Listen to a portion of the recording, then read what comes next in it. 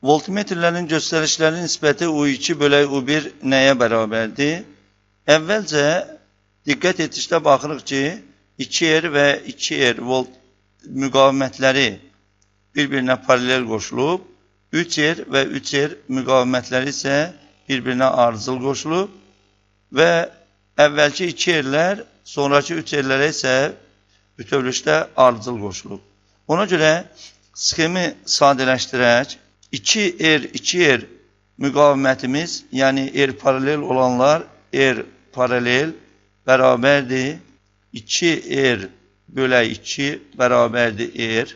Yəni 2 dənə 2R paralel müqavimətin yerinə sxemdə bir dənə onları əvəz edən R paralel yazırıq və 3R, 3R müqavimətlərini isə ardıcıl olduğu üçün cəmlənir və onları əvəz edən R ardıcıl bərabərdir 3R üstəgələk 3R, o da bərabərdir 6R müqavimətli bir rezistor çəkirik, yəni R ardıcıl və R paralel olaraq voltmetri qoşuruq V1 voltmetrini, R ardıcıla isə paralel olaraq V2 voltmetrini qoşuruq.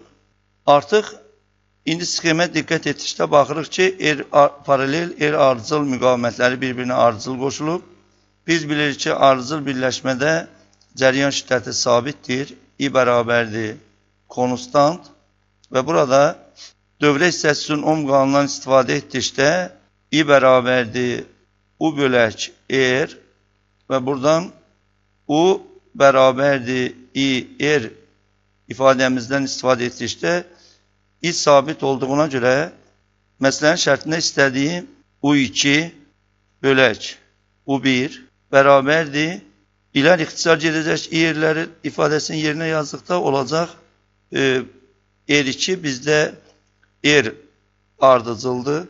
R ardıcıl bölək R1'imiz isə R paraleldir. O da bərabərdir.